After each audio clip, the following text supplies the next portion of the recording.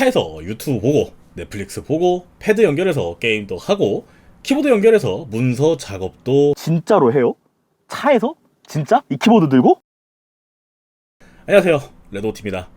요즘 저희 부모님도 그렇고 주변에 차 있는 지인분들 보면은 안드로이드 오토, 애플 카플레이 안 쓰시는 분들이 진짜 없습니다. 특히나 요즘이야 순정으로 이제 무선 카플레이나 안드로이드 오토가 슬슬 들어가고 있는 추세기는 하지만 그 전에 대부분의 차들은 이제 유선이거든요.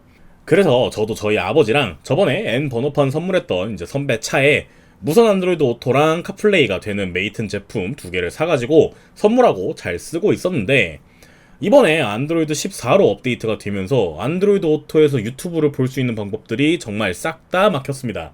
저희 아버지가 일하다 쉴 때 잠깐 보시거나 이제 유튜브 프리미엄을 안 써가지고 유튜브로 노래를 틀고 다니셨는데 요게 안 돼가지고 많이 아쉬워 하시더라고요. 근데 이걸 또 어떻게 알고 메이튼에서 새롭게 무선 안드로이드 오토랑 삼성 덱스가 되는 제품을 보내주셔가지고 리뷰를 하게 되었습니다. 메이튼의 오토 프로 X입니다. 일단 제품 이야기 하기 전에 제품을 열어보니까 와, 이 진짜 고급지게 잘 포장을 해놨어요. 이게 가격대가 좀 있는 편이긴 합니다. 한 27만원 정도 하는데 제품 포장이 진짜 상당히 신경 써서 만든 것 같더라고요. 아니, 선정리 찍찍이가 이렇게 정갈하게 들어가 있다니까요. 이거는 광기야 진짜. 아무튼 제품 자체는 흰색 무광, 이제 옆은 은색으로 마감이 되어 있고요. 타입C 포트랑 그 옆에 연결 표시 LED가 있습니다. 제 개인적인 느낌으로는 이게 살짝 어두운 감이 있기는 한데 차 안에서 못 볼 정도는 아니어서 괜찮을 것 같고요. 같이 주는 케이블도 긴 케이블로 C2C 케이블, C2 USB 케이블 각각 하나씩 들어가 있습니다. 자, 그럼 자동차로 가가지고 기능들 자세하게 한번 볼까요? 자, 자동차로 왔습니다. 저번에 제가 N 번호판 선물해줬던 그 아반떼고요. 들어가가지고 제품이랑 같이 한번 보도록 하겠습니다. 자, 이제 USB 포트에다가 기기 연결해주고 이렇게 화면을 보면은 메인 화면이 이렇게 두 개가 뜨게 되죠. 안드로이드 오토 모드랑 이제 프로 X 모드가 있는데, 여기 안드로이드 오토 모드는 그냥 우리가 일반적으로 아는 안드로이드 오토 기능입니다. 무선으로 연결해주는 기능이고요. 전용 앱 깔아가지고 이제 기기랑 연결을 하고 블루투스 연결을 한 번만 해주면은 나중에 요 안드로이드 오토 모드만 선택만 하시면은 핸드폰이랑 자동으로 연결이 됩니다. 이제 요 메뉴에서 나가고 싶으면은 메뉴에서 종료 눌러주면은 다시 요 메인 화면으로 나갈 수 있어요. 그리고 이 기기의 핵심이죠. 이제 프로 X 모드 한번 눌러보면은 요 상단에 이제 설정이 있죠. 요거를 눌러보면은 요 이제 기본 모드랑 풀스크린 모드 요 두 가지가 있습니다. 이게 요즘 현대차나 토레스 같은 차종에서 이제 요런 긴 디스플레이가 많이 들어가 있잖아요.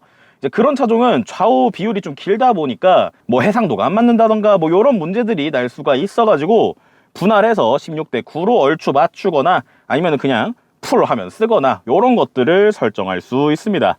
이제 다시 나가가지고 자, 이제 프로 X 모드를 선택을 하고요. 갤럭시를 쓰시는 분들은 요 상단바를 내려보시면은 이제 덱스라고 있을 거예요. 뭐 거의 대부분의 기기에 있기는 할 텐데 일부 보급기 갤럭시 제품에서는 빠져있는 경우도 있기 때문에 이제 본인의 기종이 이제 무선 덱스가 되는지 한번 확인을 꼭 해보시길 추천드리고, 이제 그거를 눌러보면은 무선 덱스 보내기 요 화면에 이제 프로 X가 떠 있을 겁니다. 이제 그거를 눌러서 지금 시작을 눌러주면은 이런 식으로 좀 기다리면 뜰 거예요. 자, 이러면 덱스 화면이 그대로 뜨게 됩니다. 저는 이제 자주 쓰는 아이콘들 미리 좀 띄워놨어요. 이게 사실상 제 핸드폰을 이제 미러링을 해가지고 띄우는 거기 때문에 핸드폰에 깔려있는, 그러니까 내 핸드폰에 깔려있는 대부분의 앱들은 바로바로 실행이 가능합니다. 그래서 추가적으로 뭐 로그인이라던가 세팅이 필요 없다라는 것도 장점 중 하나죠. 뭐 이런 식으로 내 재생 목록을 바로 불러올 수 있다는 거, 이것도 장점 중 하나라고 생각이 드네요. 뭐 이런 식으로 유튜브 뮤직도 편하게 틀 수 있고, 아니면은 뭐 유튜브를 보고 싶다 이런 거 유튜브도 틀어가지고 바로 볼 수 있기도 하고요. 뭐 이런 넷플릭스 같은 OTT 서비스들도 내가 로그인한 거 그대로 바로 볼 수 있고요. 아니면 이런 식으로 살짝 뇌절을 하면은 게임도 켜가지고 할 수 있습니다. 내가 덱스를 띄우는 내 핸드폰에다가 뭐 이런 플스 컨트롤러를 연결을 하면은 게임패드 들고 다니면서 잠깐이나마 이런 원신 같은 게임도 편하게 할 수 있다라는 거. 아니면 뭐 배달의 민족이나 아니면 요런 당근이라던가 쿠팡 같은 내 기기에 설치가 되어 있는 거의 대부분의 앱들은 실행이 가능하다 보니까 그냥 편하게 내가 원하는 앱 바로바로 켜가지고 쓸 수 있다라는 거 큰 장점이었습니다. 그리고 팀앱은 특히나 요 아리아를 사용을 할 수 있다라는 게 사람마다 다르겠지만 저 개인적으로는 장점 중 하나였어요. 특히 팀앱은 요 화면 뭉개지는 거 없이 분할도 잘 되고 안내도 잘 되고 상당히 좋더라고요. 이게 화면이 차종마다 다르겠지만 이게 삼성 덱스 기본 옵션 값이 좀 보수적으로 잡혀 있는지 요게 HDR로는 조절이 안 됩니다. 이제 그러다 보니까 일단 저희 어머니 차임 지금 타고 있는 요 트레일블레이저를 포함을 해가지고 렉스턴 스포츠 같은 차에 있는 480p의 저해상도 화면에서는 요 UI가 화면 UI가 좀 작게 나오게 되는데요. 기본 설정으로 요 UI를 크게 키울 수가 없습니다. 이게 지금 저희 어머니 차에 연결되어 있는 요 화면 같은 경우에도 이게 지금 제일 최대로 되어 있는데 이렇게 좀 작게 표시가 되고 있죠. 그래서 제가 영상 초반에도 말씀을 드렸지만은 이런 식으로 바탕화면에 미리 자주 쓰는 앱이나 아이콘 등 꺼내 두시고 사용하시는 거를 권장을 드리겠습니다. 특히나 이 덱스 화면 자체는 뭐 일반적인 모니터에 연결을 한다던가 아니면 뭐 무선으로 TV에 연결을 한다던가 할 때도 사용을 할 수가 있거든요. 이제 거기서 미리 이제 화면을 띄우신 다음에 아이콘을 꺼내셔가지고 미리 세팅을 해 두시는 거를 추천을 드리고 싶어요.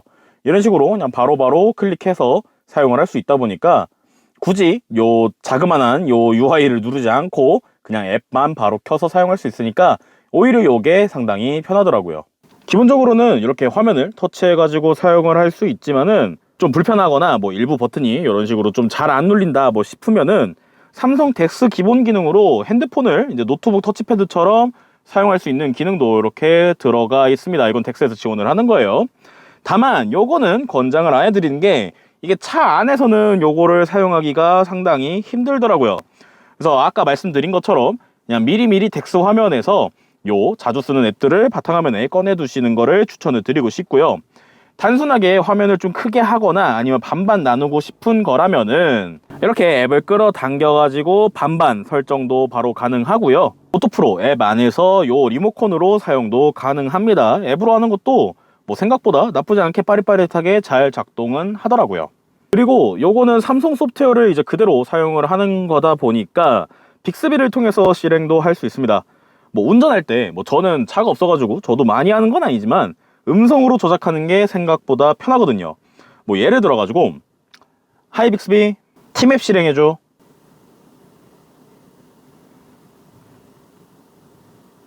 라고 하면은 이런 식으로 실행을 해주고요. 지금 제 핸드폰이 발열이 좀 있어가지고 좀 느릿느릿하긴 한데 이런 식으로 잘 실행해주고 뭐 유튜브 뮤직이나 여러 앱을 음성으로 쉽게 실행이 가능합니다. 그리고 빅스비가 되다 보니까 지금 여름이잖아요. 집에 삼성 에어컨 있으신 분들은 운전하고 가면서 음성으로 에어컨도 미리 켜둘 수 있다라는 거. 뭐 예를 들어가지고 저 같은 경우에는 집에 서버용으로 쓰는 컴퓨터가 한 대 있거든요. 그 컴퓨터를 스마트싱스에 연결을 해놓고 이제 키고 끄고를 스마트싱스로 사용을 하고 있는데 이제 집에 들어가면서 제가 빅스비한테 하이 빅스비 서버 켜줘 뭐 이런 식으로 하면은 이렇게 그대로 켤 수 있어요. 안드로이드 오토를 연결하면 기본으로 OK 구글이 기본으로 되어 있기도 하고요.